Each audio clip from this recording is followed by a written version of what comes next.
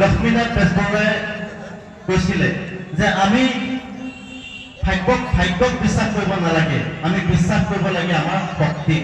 সঁচাকে কি ধুনীয়া কথা কৈছে, আমি তাৰ পৰা বহুত বুজিবলগীয়া আছে।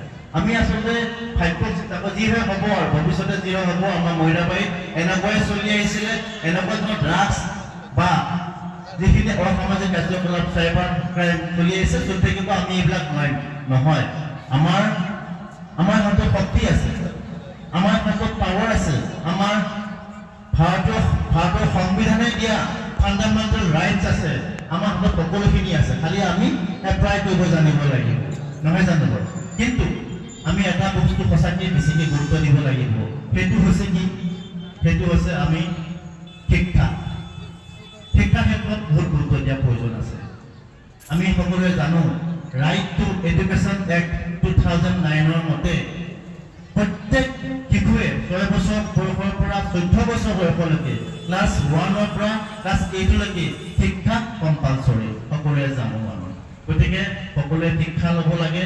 মই এই হিচাপতে এটা অনুৰোধ জনাম, পিতৃ মাতৃসকল, অভিভাৱকসকল, যিসকল আমাৰ শিক্ষক শিক্ষয়িত্ৰী আছে, ধৰ্মগুৰুসকল আছে, আমাৰ সন্মানীয় মৌলবী মৌলানাসকল আছে, আৰু আমি চৰকাৰৰ তৰফৰ সকলো আমি সচেষ্ট হ'ব লাগিব এই আমাৰ অপায় অমংগলবোৰ নোহোৱা কৰিবৰ কাৰণে, অসামাজিক কাৰ্যকলাপবিলাক নোহোৱা কৰিবৰ কাৰণে। আজি আমি দেখিছোঁ চাইবাৰ ক্ৰাইমৰ ক্ষেত্ৰত ইমান গা কৰি উঠিছে মহিলাবাৰী।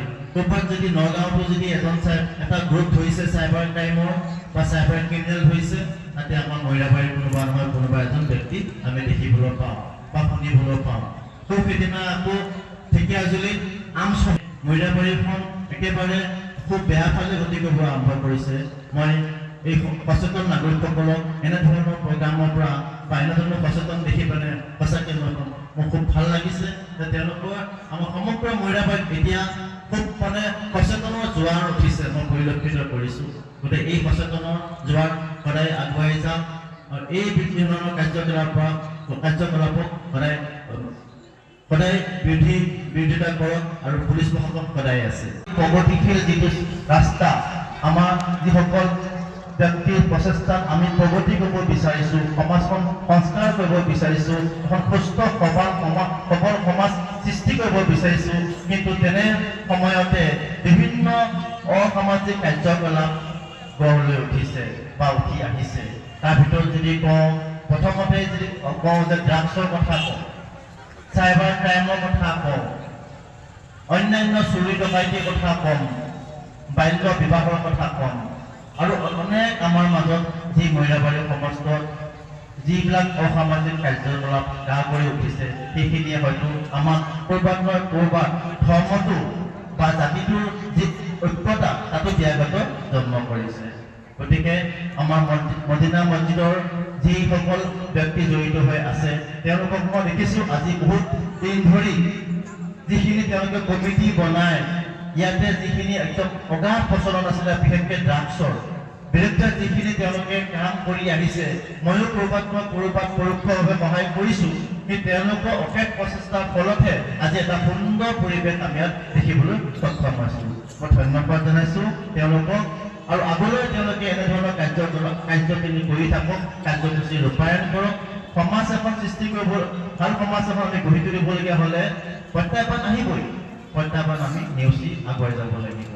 আমি ইতিহাসত যদি চাওঁ, তাৰ নাম লিপিবদ্ধ হৈ আছে।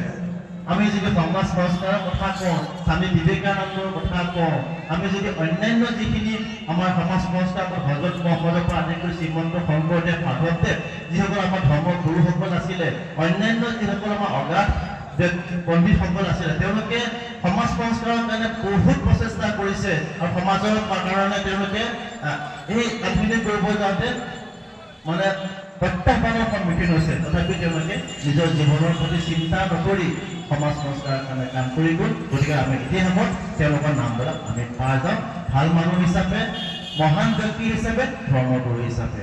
যিকোনো খবৰৰ বাবে যোগাযোগ কৰক 7099017330 লগতে 7099017110 নম্বৰত।